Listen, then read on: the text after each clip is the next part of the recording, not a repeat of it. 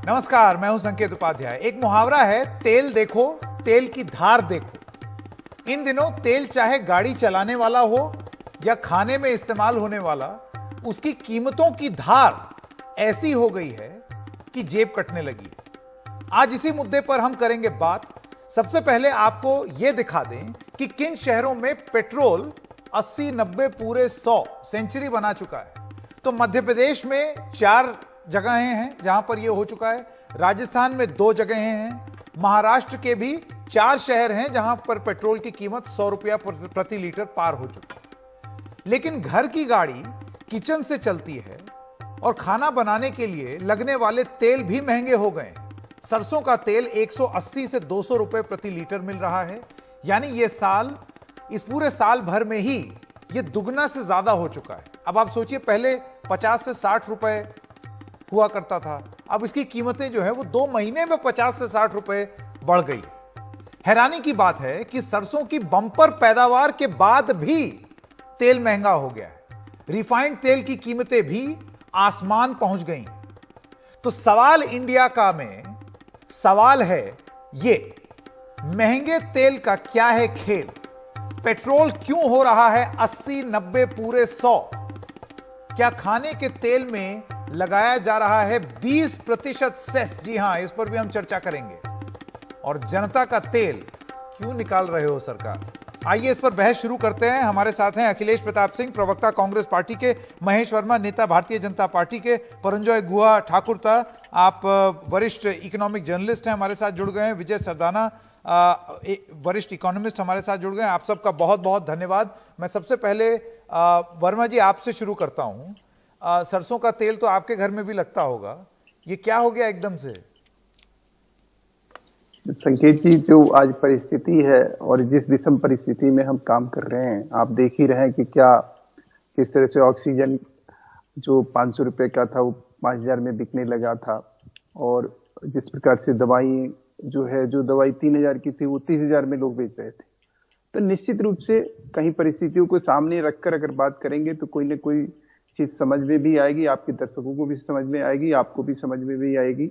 और सरकार की मंशा तो क्लियर है। अभी सोमवार को ही जितने भी इसमें स्टेक होल्डर थे उनकी मीटिंग बुलाई गई और बुला के उनसे बात भी की गई और समझने की कोशिश की गई कि हम किस तरह से इस तरह की चीजों पे हम काबू पाए। क्योंकि देखिए 60% तो हम एडिबल ऑयल बाहर से मंगाते हैं, और जो हमारा कंजम्पशन है वो सरसों की तेल से पूरा होता नहीं है। तो स्वाभाविक है कि रेट तो बढ़ेंगे। वर्मा जी, 20% सेस पर बात हो जाए। 20% सेस की आप किस तरह से बात आप करना चाहते हैं? मुझे समझ में नहीं आया कि आपका 20% सेस आप कहां से लेकर आए? मैं तेल पर जो ये अभूतपूर्व वृद्धि हुई है तेल के दामों में, उसमें एक बहुत बड़ा योगदान इस चीज का भी है। नहीं, आप एडिबल ऑयल की बात कर रहे हैं या पेट्रोल की बात कर रहे हैं? पेट्रोल तो छोड़ ही दीजिए, वो तो दूसरी गाड़ी है। जीएसटी नहीं, 5% जीएसटी उस पे जरूर है, ठीक है ना। बाकी 15-20% का सेस आप कहां से आता है, कौन उसको लेके जाता है, स्टेट में है या कहीं और है? चलिए एक बात अब पेट्रोल की करें। पेट्रोल 100 रुपए पार। अब जाहिर सी बात है, अगर आप ब्रेकअप में जाएंगे तो आपको तुरंत पता चल जाएगा कि तेल इतना महंगा नहीं है। जो कच्चा तेल है वो इतना महंगा नहीं है कि उस पर उसका दाम इतना हो जाए। लेकिन ये जो टैक्स का कंपोनेंट है, उसमें क्या केंद्र सरकार और क्या राज्य सरकारें, सबका सब ऐसे लग रहा है कि सारी वसूली इसी पेट्रोल से कर ली जाएगी। देखिए, सवाल है कि आपके पास है क्या आज की डेट में। आपको इस देश में जो है, आप 200 करोड़ आपको वैक्सीन चाहिए, आपको हॉस्पिटल चाहिए, लोगों को जो एक मौलिक उनको सुख सुविधा जो उनको मिलना चाहिए, वो सब चीजें हमें। अरे तो सारी रिकवरी तेल से ही कर लेंगे। नहीं, रिकवरी निश्चित रूप से, एक तेल तो हमारा मेन स्रोत है ही, जहां से स्टेट की भी कमाई है और सेंटर तो उससे जो सेंटर को जो मिलना होता है वो मिलता ही है। और सेंटर के और भी जितनी भी चीजें हैं, जो हम इंफ्रास्ट्रक्चर के क्षेत्र में काम कर रहे हैं, या हम टेक्नोलॉजी के क्षेत्र में काम कर रहे हैं, या हम हेल्थ सेक्टर में काम कर रहे हैं, चलिए मेरे पास तो ये पैसे आएंगे कहां से? नहीं, बिल्कुल कहां से आएंगे, आइए उसके बारे में दो अर्थशास्त्री भी हैं हमारे साथ, वो बता देंगे कि कहां से आएंगे अपना विवेक इस्तेमाल करके। अखिलेश प्रताप सिंह जी, अब मैं आपके पास आना चाहता हूं। आपने सुना वर्मा जी ने क्या कहा कि भाई वैक्सीन लगवानी है तो पैसा कहां से आएगा? कहीं से तो आएगा, लेकिन उस चक्कर में लोगों का तेल क्यों निकले? देखिए कितनी बेशर्मी से जवाब दे रहे थे। वैक्सीन क्या फ्री लगा रहे हैं? इसके पहले की सरकारों ने तो 12-13 तरह की वैक्सीनें फ्री में लगा दी और समय से लगा दी, जब हमारे पास संसाधन भी कम हुआ करते थे। देखिए चक्कर क्या संकेत जी, आपने पूछा कि क्यों ऐसा हो रहा है। इस तेल के खेल में बहुत बड़ा बड़ा खेल है, क्योंकि इस तेल के खेल में जो हम दो और हमारे दो हैं, सब लोग इस हिंदुस्तान में बर्बाद हो गए हैं, लेकिन वो दोनों हिंदुस्तान ने एशिया ने दुनिया में सबसे रिच होते जा रहे हैं, और वही दोनों इस तेल के खेल में शामिल है। मेन रोल उन्हीं का है, सबसे बड़े व्यापारी कारोबारी उन्हीं का है, क्योंकि सरकार हम दो और हमारे दो की है। आप इमेजिन करिए, जब ये सरकार आई थी मोदी जी की, उस समय जो तेल का रेवेन्यू कलेक्शन था भारत सरकार का, वो मात्र 53,000 करोड़ रुपए था। और आज के तारीख में, पिछले वित्तीय वर्ष में 2021 में लगभग 3,50,000 करोड़ रुपए केंद्र सरकार ने सिर्फ पेट्रोलियम प्रोडक्ट पे टैक्स कमाया है। टैक्स, जब ये सरकार आई थी दिल्ली में, तो पेट्रोल पे 9 रुपए 48 पैसे और डीजल पे 3 रुपए 56 पैसे टैक्स थे। आज लगभग 1 लीटर पे 35 रुपए टैक्स है। 35 रुपए 1 लीटर पे लगभग टैक्स है। तो आप समझ लीजिए कितनी लूट और कितना सब कुछ ये चल रहा है। ऊपर से ये जो चोर बाजारी, ब्लैक मार्केटिंग, ईसी एक्ट डिफंग है। आज के तारीख में नए कृषि कानूनों के तहत करीब करीब डिफंगी है। और इस देश में सबको पता है कि यदि आप मोदी जी के साथ हैं तो कानून आपके जेब में है, और यदि आप मोदी जी से असहमत हैं तो आप जेल में हैं। तो जो लोग मोदी जी के साथ हैं, ब्लैक मार्केटिंग खूब ठीक से कर रहे हैं। हाँ। टैक्स भयंकर लिया ही जा रहा है, वसूला ही जा रहा है। तो ये सारी चीजें इस देश की जनता पे सिर्फ ये बोझ बनी हुई है। ये सरकार, अच्छा, किसी दिन ये बोझ उतरेगी, ये मोदी जी की गवर्नमेंट उतरेगी, हटेगी, उसी दिन अपने आप सारी चीजें ठीक होने लगेंगी। राजनीतिक आरोप हम दो हमारे जरा जवाब लें, इनको कुछ दिखता नहीं है। राइट टू रिप्लाई दे दें वर्मा जी को, किससे पहले कि अर्थशास्त्रियों पर जाएं। सिर्फ हम दो और हमारे दो। जी वर्मा जी, आपका राइट टू रिप्लाई। जी, मुझे तो ये समझ में नहीं आ रहा है कि ये जो बात कह रहे हैं बेसिर पैर की, ठीक है ना, राज्य सरकार का जो एक काम होता है, और जिस तरह से सबके सहयोग से ये फेडरल सिस्टम है, यहाँ केंद्र सरकार का जो एक काम है वो हर हाल में उस चीज को सुनिश्चित करना जिससे कि पूरे देश में एक समग्रता के साथ, पूरे कॉम्प्रिहेंसिव डेवलपमेंट के साथ आगे बढ़ा जा सके। उसके लिए केंद्र सरकार की भूमिका जो है तय रहती है। हमारा संविधान भी, हमारा जो सरोकार है देश चलाने का, वो उससे ये शायद वाकिफ नहीं है, इसलिए ये इतना बड़बड़ कर गए और इनको समझ में नहीं आया कि ये बोल क्या रहे हैं। वर्मा जी, अभी थोड़ी देर पहले, अच्छा, विषम परिस्थिति, बड़े ज्ञानी हैं, बोल क्या रहे हैं आप। विषम परिस्थिति में, इस विषम परिस्थिति को अगर सामने रखकर अगर आप बात करेंगे तो आपको समझ में आएगा कि तेल का खेल क्या है। विषम परिस्थिति में आज सिर्फ हवाई जहाज खरीदने के लिए, हवाई जहाज खरीदने के लिए पैसे हैं। बाहर में ब्राजील में खरीदने के लिए 8,500 करोड़ के रुपए हैं, 20,000 करोड़ का विस्टा बनाने के लिए रुपए हैं, 8,000 करोड़ रुपए का महल बनाने के लिए रुपए हैं, और जनता के टैक्स लगाने के कोई बेतहाशा टैक्स लगाते जा रहे हो। कुछ तो शर्म करो। इस देश की जनता ने आपको इतनी बड़ी मजाक के साथ गद्दी पे बिठाया है। अखिलेश जी, वो देश के लिए बन रहा है। क्या जरूरत है? नेहरू परिवार के लिए, अगर क्या जरूरत है? इसके लिए नहीं छटपटाना चाहिए। किस बात के लिए आप बना रहे हैं? वो गांधी नेहरू परिवार जनता पे बोझ हटाने के लिए। हर कोई गरीब का गरीब होता जा रहा है। वर्मा जी, बात तो सही है, और इनके दो, आप ये बताइए, अगर हमारे दो, अगर ऐसी स्थिति है देश में, सिर्फ उन्हीं की पूंजी बढ़ रही है। अखिलेश जी एक सेकंड, मैं वो सवाल पूछ दूं। होते जा रहे हैं। अखिलेश जी एक सेकंड, मैं वो सवाल पूछ दूं। देखिए वर्मा जी, आप तो मानेंगे ना अगर आप कह रहे हैं कि भाई हम बड़ा स्ट्रेस है हमारे ऊपर, वैक्सीन भी चाहिए, देश भी आगे चलाना है, बड़ी दिक्कत है, तो अभी ही ये स्मारक बनाने जरूरी थे। 1 साल बाद बन जाते, वो पैसा इधर लग जाता। मेरी बात सुनो, आप मुझे ये बताओ, उस स्मारक से इस चीज का क्या लेना देना है? उस स्मारक का वो फंड नहीं, मैं आपसे पूछना चाह रहा हूँ कि इस देश में वो इमारत क्या बिना पैसे की बन रही है? नहीं, आप ये कहना चाह रहे हो नहीं, वो इमारत जो है, आज इमारत बनाने की क्या जरूरत है? स्मारक जो है, इमारत क्या बिना पैसे के बन रही है? स्मारक वो के तौर पैसे हम आज जो है, देश पे हम पैसे देश के काम आ सकता था। आप देखिए, आप ये बात जिसको क्या स्मारक आप बता के आप मजाक और उड़ा रहे बेशर्मी हो, की बात कर आपको रहे हैं। इतना तो समझ में आना चाहिए कि बनाया देखिए, क्या जा रहा अच्छा है। चलिए एक चीज मुझे बता दीजिए, एक सेकंड में बीच में आ रहा हूं, समझ मैं तो बीच आप में आ रखते रहा हो हूं, ना वरना बात संकेत समझ जी, में नहीं आएगी हमारे या दर्शकों को। देसी वर्मा पैर जी, की बात इनकी तरह आप भी करोगे। मैं आप इनके अर्थशास्त्रियों के साथ पास बात भी करिए। जाऊंगा, उन पर जाने से इनको पहले लेकर मैं तो एक बैठे सवाल हो ना। वर्मा जी से पूछना चाहता हूं। एक सेकंड शांत, मैं वर्मा जी आपसे ये सवाल पूछना चाहता हूं, क्या आप नहीं, पहले ये स्मारक क्या को आप क्लियर क्या कर आप लो। अपना कुछ बोलने सीने से पे हाथ पहले रख सुनो, करके पहले मेरी सोचते बात हैं सुनो कि संकेत इस जी। देश के लोगों एक चीज मैं स्पष्ट कर दूं, आर्थिक स्थिति NDTV जरा का खराब मतलब है। नहीं है कि एक आप सेकंड, मुंह में जो आए वो बक दो। एक सेकंड, आप मेरा जवाब दे दीजिए ना। मैं कह रहा हूं आप दिल पे हाथ रख के ये कह सकते हैं कि देश के लोगों आर्थिक स्थिति खराब है, अभी थोड़ा सा टैक्स ज्यादा लगेगा, तेल थोड़ा महंगा खरीद लो, जो मस्टर्ड सरसों का तेल है वो थोड़ा 200 रुपए का खरीद लो। ये भी बात नहीं कह रहे हैं। इतने समय के हम बाद जो बात वापस कह कम रहे कर हैं- देंगे, टाइम नहीं, फ्रेम नहीं, बता नहीं, दीजिए। हम जो बात आपको कह रहे हैं, हम जो आपको बात कह रहे हैं कि हमारी जो परिस्थिति है, हमारी स्थिति परिस्थिति को हम सामने रख के अगर बात करेंगे तो हमें समझ में आएगा कि हमें क्या करना तो है। फिर परिस्थिति हमारे में ये घर सवाल से- पूछे अगर मान जाएंगे लीजिए सेंट्रल विस्टा संकेत के। जी, सुनिए संकेत जी, अगर एक मिनट सुन लीजिए। आपके घर में आप बीमार पड़ गए, आपके घर में जो आपकी बची कुची पूंजी थी, आपने उसके दवा दारू में आपने खर्चा कर दिया। स्वाभाविक रूप से आपको थोड़ा सा किसी न किसी से आर्थिक तंगी तो होगी ना। क्या उस तर्क तंगी दे को रहे हो? आप अरे तो कैसे फिर ठीक मैं करेंगे? फिर उसके छुट्टियों लिए पे नहीं किसी न जाऊंगा किसी ना, तरह से- लॉजिक की बात किया मैं फिर बड़े बड़े महल नहीं खरीद लूंगा किसी ना। न किसी तरह से कोशिश करेंगे ना कि उसको हम कोशिश क्या करेंगे? वर्मा जी, महल पे महल बनते खुदा जा ना रहे हैं। खास्ता उस अगर महल में अगर नए कुछ नए हो जाए भवन तो मैं ऐड जाकर होते के जा रहे प्लॉट हैं। नहीं खरीदाऊंगा। प्रधानमंत्री का भवन ऐड होता जा रहा है 8,000 करोड़ का। एक सेकंड, उसमें खर्चे पे खर्चे जुड़ते जा रहे क्या हैं। क्या क्या मतलब?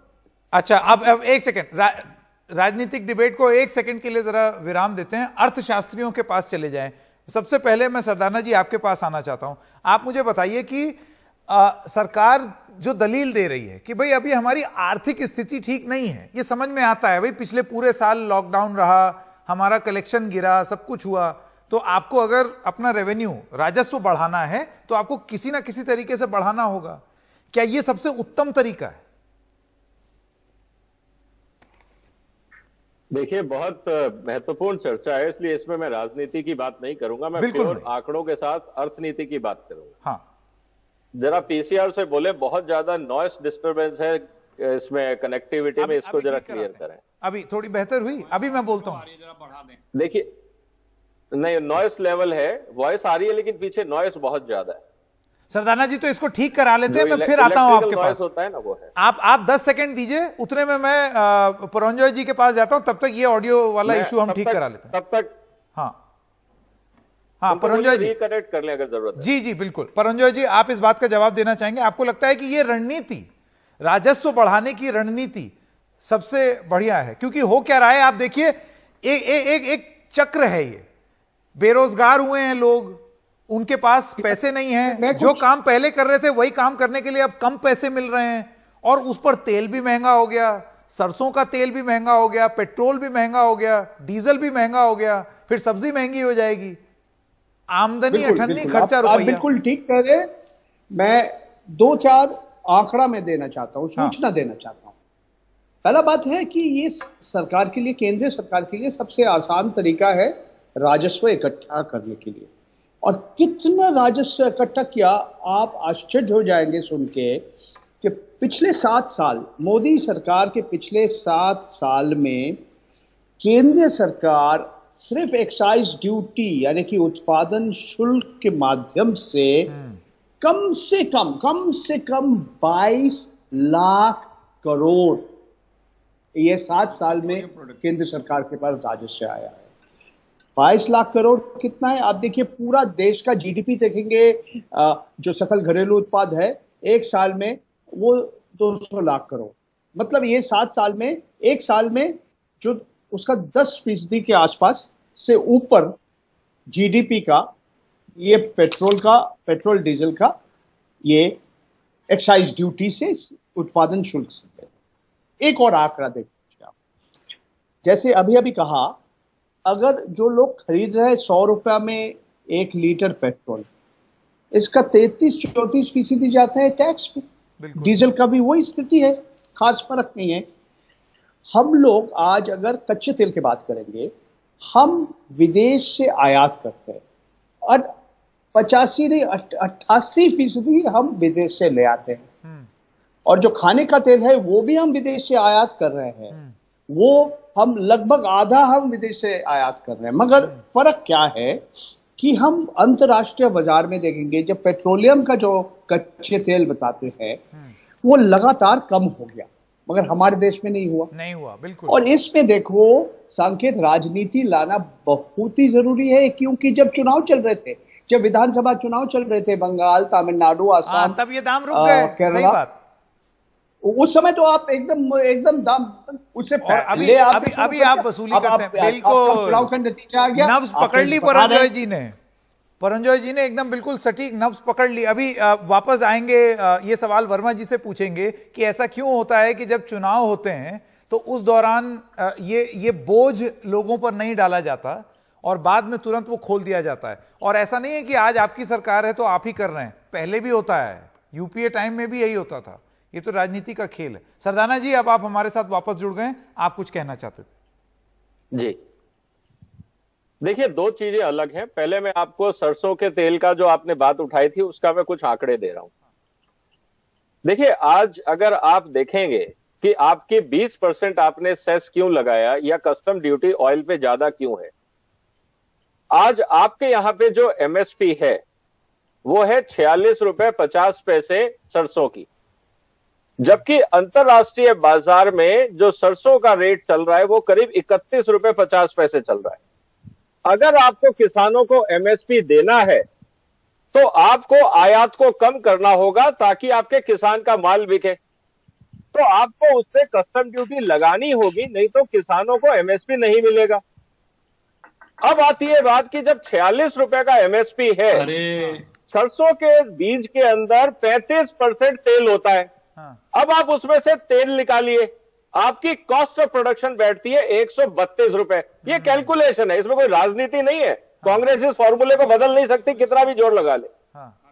तो 35% जब आप 1 किलो बीज में से तेल निकालेंगे तो आपका कॉस्ट ऑफ प्रोडक्शन कितना होगा? फिर आप उसमें प्रोसेसिंग कॉस्ट, पैकेजिंग कॉस्ट, बाकी रिटेलर मार्जिन, ट्रांसपोर्ट के खर्चे, ब्याज, बाकी खर्चे जोड़ेंगे तो आपका जो सरसों का तेल है वो 160, 170, 180 डिपेंडिंग इतना दाम होना लाजमी में मिलेगा। इतना आप खुद कैलकुलेशन कर लीजिए, मैं आपको आंकड़े दे रहा हूं, मैं राजनीति नहीं कर रहा। हाँ बिल्कुल बिल्कुल, नहीं सरदाना जी, बिल्कुल आप जो कह रहे हैं वो हो सकता है फैक्ट। अखिलेश प्रताप सिंह जी जवाब देना चाहते हैं। जी अखिलेश जी। संकेत जी, वर्मा जी आपके पास आऊंगा। संकेत जी, अभी सरदाना जी ने बताया, ये लोग कितने अज्ञानता की बातें करते हैं। इन्होंने कहा कि अगर हम सेस ज्यादा नहीं लगाएंगे तो एमएसपी रेट नहीं मिलेगा। अरे भाई, सरकारी खरीद पे एमएसपी रेट मिलती है जनाब विजय सरदाना जी। यहाँ एक ज्ञानी बन के आप बैठे हैं तो अपना ज्ञान मत फैलाइए। बीच में रुक जाइए। अरे रुकिए जनाब, रुक जाइए, थोड़ा सा रुक जाइए। मैंने आपके बीच में नहीं बोला था, रुक जाइए थोड़ा। आपका ज्ञान अभी और खोल रहा हूं मैं। सरकारी, प्लीज रुक जाइए। अरे रुक जाइए, इतने गंध भक्त क्यों बन जाते हैं आप लोग? रुक जाइए भाई। सरकारी खरीद पे एमएसपी लगती है, निजी खरीद पे, प्राइवेट खरीद पे एमएसपी नहीं लगती है। इसलिए जितने पे मार्केट में खरीद के जो आप कैलकुलेशन बता रहे हैं वो हिसाब बताना बंद कर दीजिए। अरे आपका ज्ञान पता लग गया, आप गंधभक्त हैं, कोई ज्ञान ही नहीं है। आपका ज्ञान पता लग गया। बस सरकार को बेवकूफ बना के लोगों को सरकार को डिफेंड करने के लिए आप बैठे हैं। प्लीज रुक जाइए, व्यक्तिगत टिप्पणी जाइए। ये एनडीटीवी है, थोड़ा सलीके से बात कर लीजिए। अखिलेश जी मान जाइए, आपने अपनी बात कह दी। जी रुक जाइए, मैंने आपके बीच में नहीं बोला। भाई वो रख ले अपनी राय। थोड़ा रुक जाइए, आवाज हमें भी कम आ रही है। वही मैं कह रहा हूँ कि आप जरूर तर्क देते रहते हो। अब बताते हो मैं ज्ञानी हूँ और आके बैठ जाओगे। एमएसपी तो सिर्फ सरकारी रेट है ना, निजी रेट पे तो अभी वही तो किसान मांग रहा है कि आप निजी रेट को भी कंपलसरी कर दीजिए। आप उसे कर नहीं रहे हैं। निजी रेट पे भी एमएसपी में मैंडेटरी कर दीजिए, तब ये बात आप कहते हैं तो ठीक है। Right to reply. Sardana ji अपना जवाब देना चाहते हैं। हाँ जी बोलिए सरदाना जी।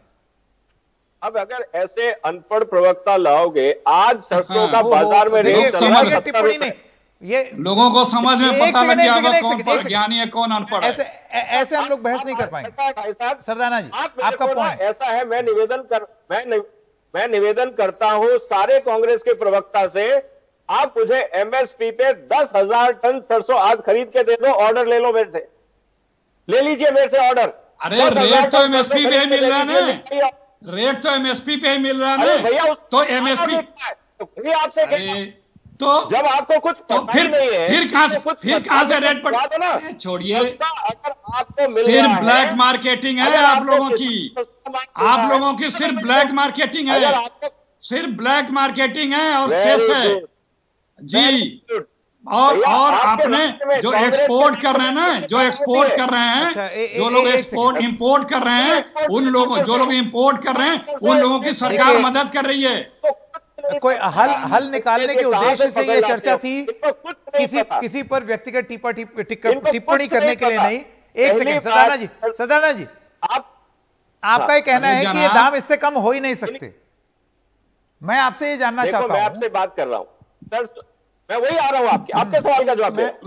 मेरा एक छोटा सा सुझाव था राजस्थान में। अभी आता हूं वर्मा जी, आपका सुझाव है एसेंशियल कमोडिटी एक्ट लगा दे, अगर इनको लगता है होर्डिंग हो रही है तो लगाए एसेंशियल कमोडिटी एक्ट, पहली बात। दूसरी बात, अगर इनको लगता है सरसों एक्सपोर्ट होता है तो अपने आंकड़ा निकाल के देख लीजिए कितना एक्सपोर्ट होता है। दुनिया में सरसों भारत के अलावा कहीं नहीं खाया जाता। सरसों एक्सपोर्ट नहीं होता जनाब, जो आप तेल इंपोर्ट करते हैं उसकी बात हो रही है। जो सरसों पे सेस लगा दिए हैं, सरसों पे तेलों पे या एडिबल ऑयल पे जो सेस लगा दिए उसकी बात हो रही है। और पेट्रोलियम प्रोडक्ट पे जो आप इतना टैक्स क्यों लगाए हैं? करके क्लोजिंग कमेंट्स में लेना चाहता हूं परंजॉय जी पहले, और उसके बाद कुछ नहीं एक सेकंड परंजॉय जी, और उसके बाद महेश वर्मा। लोगों को आखिरी कमेंट महेश शर्मा जी का होगा, पहले परंजॉय जी। परंजॉय जी, आपने ये बहुत ही गर्म बहस, मैं तो अपना उद्देश्य यहां पर सिर्फ इतना होता है सवाल के माध्यम से हम सच ला पाएं लोगों के सामने, और दूसरी चीज कोई हल लोगों को दे सकें। तो मैं आपसे ये जानना चाहता हूं कि सरदाना जी का जो असेसमेंट है, उनका जो विश्लेषण है कि भाई अभी इससे कम नहीं हो सकता मौजूदा परिस्थितियों से, मैं आपसे जानना चाहता हूं आपका क्या विश्लेषण है? वो सरदाना जी का अपना मत है, उसका अपना मत है, मैं उनके मत के साथ मैं सहमत नहीं हूं। सरकार को एक आसान रास्ता मिल गया राजस्व इकट्ठा करने के लिए। सरकार का जेब खाली है, और सरकार जैसे आज भारतवर्ष के सबसे बड़े बड़े बैंकर उद्योगपति कह रहे कि आप नोट छपाइए, आम आदमी को दीजिए, वो करने के लिए तैयार नहीं है। ये सवाल का जवाब शायद हमारे माननीय वित्त मंत्री निर्मला सीतारामन जी के पास पाना है। इस वक्त कच्चे तेल का कीमत, पेट्रोल डीजल का कीमत और रसोई का जो इस्तेमाल करते हैं, सारी चीज का तेल का कीमत बढ़ गया। ये हम विदेश से आयात करते हैं, इसके ऊपर हम निर्भर करते हैं, मगर आम आदमी, आम गृहिणी का जेब आप कट रहे हर रोज। हाँ, आपने रसोई गैस का दाम का बात नहीं किया, लगातार कितना बढ़ गया।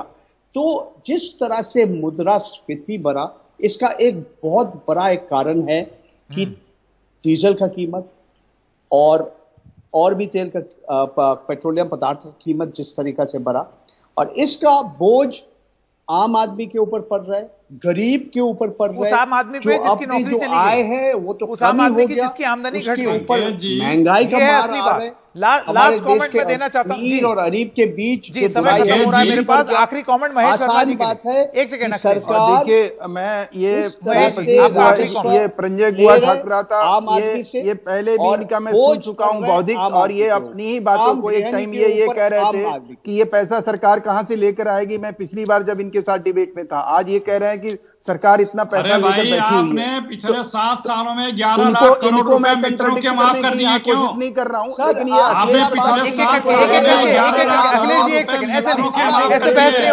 बैंकों का एनपीए 10 लाख करोड़। महेश जी ने इंतजार किया सबका, उनकी बात सुननी पड़ेगी। कहा वो बोल रहे हैं आपको कैसा मिलेगा, आप नोट छापिए। महेश जी, आप मुझे बताइए, महेश जी आज की डेट में, एक सेकंड मैं सवाल पूछ दूं, मेरा आखिरी सवाल, समय कम है मेरे पास, एक सेकंड, और उसका कुछ पैसा परंजोय, समय कम है मेरे पास। महेश जी, मैं आपसे ये सवाल पूछना चाहता हूं, एक ऐसे वक्त में जब लोगों की नौकरी जा रही है, उनकी तनख्वाहें घट रही हैं, कम हो रही हैं, ऐसे में सरकार के पास क्या यही एक तरीका है अपना राजस्व सुधारने का कि लोगों पे और बोझ डाल दो? 100 रुपए का तेल, 200 रुपए का सरसों का तेल, बिल्कुल संकेत जी, पूरी जिम्मेवारी के साथ ये बात आपको कह रहा हूं। आने वाले समय में आपको हफ्ते दिन में ये सब चीजें आपको 7 साल बीत गया, समय कब आएगा? और ये मैं अब जाने आपको वाला बहुत समय आ जिम्मेवारी के गया। साथ कह रहा हूं। एक बात, इनकी ये फालतू बकवास बंद कराइए। अब जाने और ये वाला एनडीटीवी समय आ का गया, मतलब 7 नहीं साल है हो कि ये गए। जो मर्जी वो बोल दें। एक एक चीज ध्यान में रखिए। दूसरी बात, मैं आपको ये कह रहा हूं कि आज जो वर्ल्ड वाइड 250% एडिबल ऑयल का प्राइस पड़ा है, ये मैं पूरी जिम्मेवारी के साथ कह रहा हूं। हिंदुस्तान में 68% पड़ा है, जिसके ऊपर आप हाय तौबा मचा रहे हैं। इसके बावजूद भी सरकार ने जो है सोमवार को ही बुला के जितने स्टेक होल्डर थे उनसे बात करी है, और फाइनेंस मिनिस्टर बहुत जल्दी इसको अनाउंस करने वाली है कि किस तरह से हम इसको कंट्रोल में करने जा रहे हैं। लेकिन फिर भी मैं कह रहा हूं कि राज्य सरकारों की भी जिम्मेवारी है, और राज्य सरकार जहां कांग्रेस की है वहां पे वो सबसे पहले अगर इसमें कांग्रेस करना चाहते हैं, इनको लग रहा है कि आपकी जो ये चिंता है ना बेरोजगारी की, वो राज्य सरकार है वहां पे कुछ वो भी आप देखेंगे एक सेकंड अखिलेश जी, दाम के ऊपर उंगली पेट्रोल के दाम कि पेट्रोल के दाम, वक्त खत्म हो गया मेरे पास। आप लोगों का बहुत बहुत धन्यवाद। पेट्रोल के दाम तो कांग्रेस शासित राज्यों में भी बढ़ रहे हैं, वहां पर भी 100 पार हुआ है, राजस्थान में भी। तो ये सवाल कांग्रेस से भी पूछे जाने चाहिए। छोटे से ब्रेक के लिए रुक रहे हैं। ब्रेक के बाद आपको ले चलेंगे उत्तर प्रदेश, और वहां की एक खबर के बारे में बताएंगे कि किस तरीके से हुकूमत शायद अपनी बात मनवाने के लिए ब्रितानी शासकों की तरह हो गई, यानी कि कोविड का पालन नहीं किया तो कील ठोक दी। क्या है इस बात की असलियत? ब्रेक के बाद। तो सवालों का सिलसिला जारी है। सवाल इंडिया का में कोरोना संकट है और ऐसे में मास्क लगाना बेहद जरूरी है, लेकिन क्या ऐसा ना करने पर हाथ पैर में कील ठोक दी जाएगी? मास्क ना पहनने को नियम तोड़ना कहेंगे, लेकिन बरेली के एक शख्स के साथ जो हुआ उसे बर्बरता से कुछ भी कम नहीं कहा जा सकता। हालांकि पुलिस आरोप लगाने वाले पर सवाल उठा रही है और कह रही है कि यह काम उसने खुद किया है। आइए सुनते हैं। मैं घर जा रहा था अपने 150-200 रुपए काम वाले लेके, और जैसे ही मैं घर एंट्री मारी थी वैसे ही बोले इधर आओ, मुझे बुलाया। मतलब किसने बुलाया? सिपाही ने, नवाज चौकी के। अच्छा, कोई कर लेते वो टाइम पे। जब मुझे 4-5 डंडे मारे, भाई सर क्यों मार रहे हैं? बोले तेरे पास मार्क्स नहीं गाली बक के, तो मैं सर मैं जेब में लगा ले रहा हूँ बोला। और ये घटना 24 तारीख की है, और आज 26 तारीख को ये व्यक्ति अपने हाथ और पैर में कील लेकर आया है, और ये ऐसा आरोप लगा रहा है, जबकि ये मौके से ही फरार हो गया था और पुलिस लगातार इसके घर पे दबिश दे रही है। तो इस पूरे प्रकरण में अभी तक पुलिस के ऊपर कोई जो दुर्व्यवहार है या इस तरह की जो शिकायत है। इंडिया का है ये यूपी में ये कैसी ब्रितानी हुकूमत? क्या बात मनवाने के लिए हाथ पांव में कील ठोक दी जाएगी? हालांकि अब पुलिस कह रही है कि हमने किया ही नहीं, उसने खुद ही लगा लिया। मैं स्वागत करना चाहता हूं हमारे मेहमानों का। शांत प्रताप जाटव जी हैं, आप नेता हैं भारतीय जनता पार्टी के। जाटव जी, आपका बहुत बहुत स्वागत। घनश्याम तिवारी, प्रवक्ता समाजवादी पार्टी के, और शरद प्रधान, वरिष्ठ पत्रकार। मैं जाटव जी सबसे पहले आपके पास आना चाहता हूं। पुलिस कह रही है वो तो भाग गया, उसने खुद ही को कील अपने आप ही गाड़ ली उसने हाथ पांव में। ये थोड़ा विश्वास करना मुश्किल है।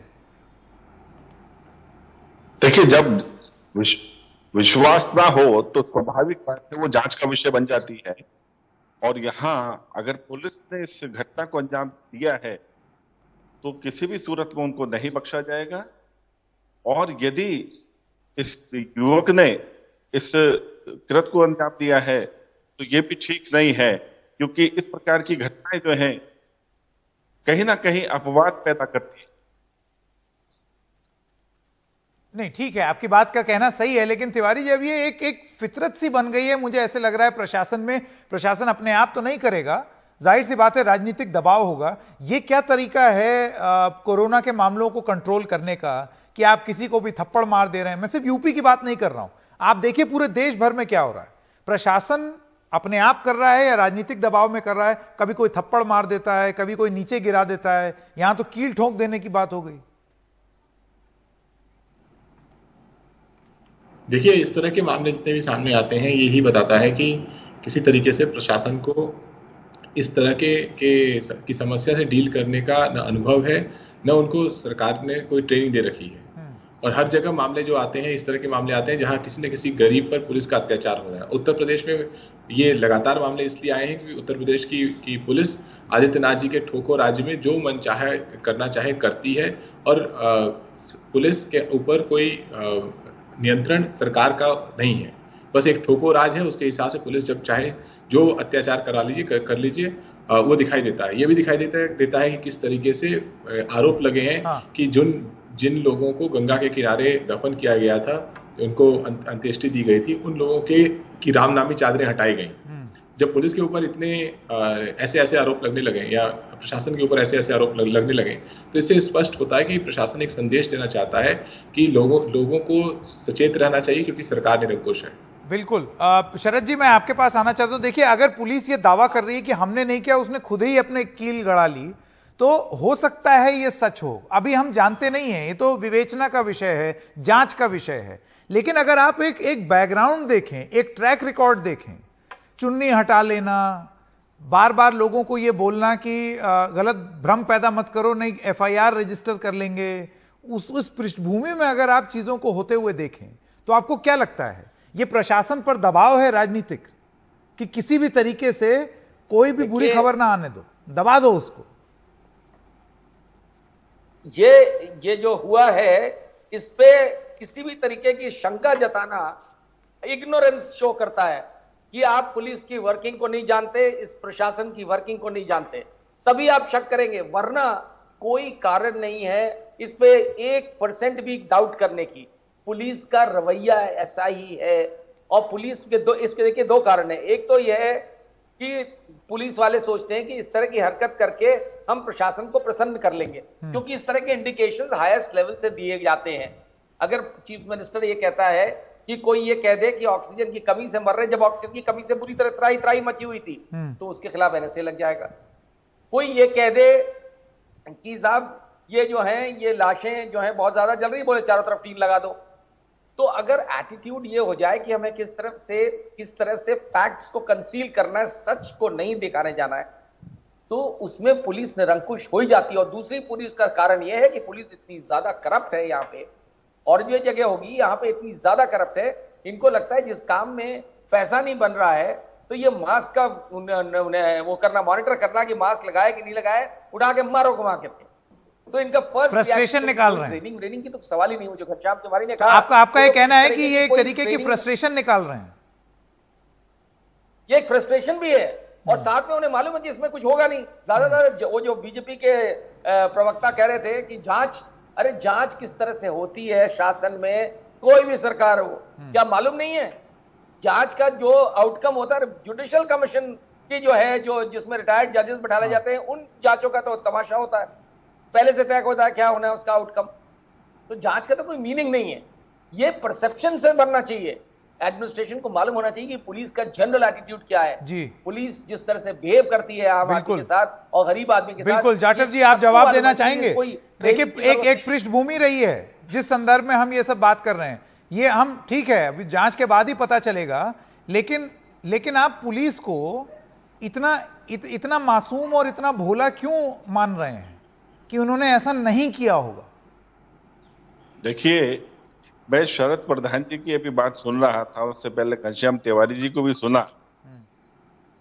दोनों बातों में एक चीज है कि इन दोनों का बयान जो है वो काफी मिला जुला है, और मुझे ये लगता है कि ये दोनों बेशक से अलग अलग ऑर्गेनाइजेशन से हैं, मगर विचार इनका एक ही है। अरे तो उससे क्या फर्क पड़ता है? देखिए, इसमें हम पुलिस को प्रोटेक्शन नहीं दे रहे। घनश्याम तिवारी से पूछ लीजिए इनको जब ये शासन इनका था तो ये किस तरीके की आलोचना इन्होंने सुनी है। तो प्लीज ये जो आप दिमाग में जो पहले से लेके चल रहे हैं, मेरी बात सुन लो। नहीं, आपको करेक्ट कर रहा हूं मैं, क्योंकि आप जो बात बोल रहे हैं वो बुनियादी तरीके से गलत है। सच्चाई बयान करें तो करेक्शन करने की आपको जरूरत पड़ी है। देखिए, आप पत्रकार हैं, तो मुझे लगता है कि आपको ऐसा विचार रखना चाहिए जो मुफीद हो। यहां पर मैंने पुलिस को प्रोटेक्ट करने की बात नहीं की कि पुलिस सही है, मगर जो घटना हुई है वो जांच का विषय है।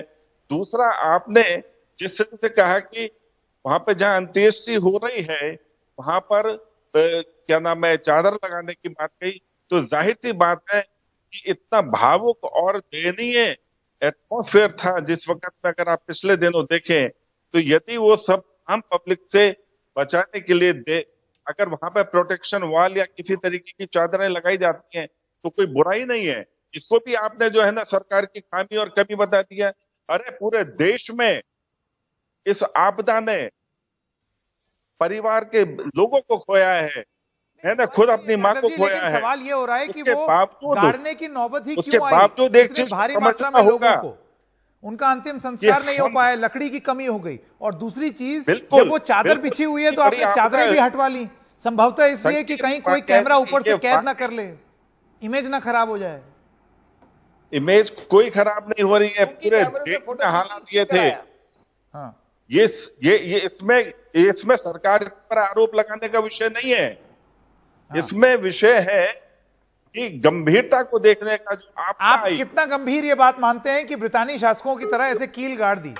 इस बात को कितना बिल्कुल, गंभीर, अगर वो आदमी सच ये बोल रहा विषय है जो है, अगर कील गाड़ी गई है और पुलिस द्वारा गाड़ी गई है तो हर हालत में उन लोगों को सजा मिलनी चाहिए।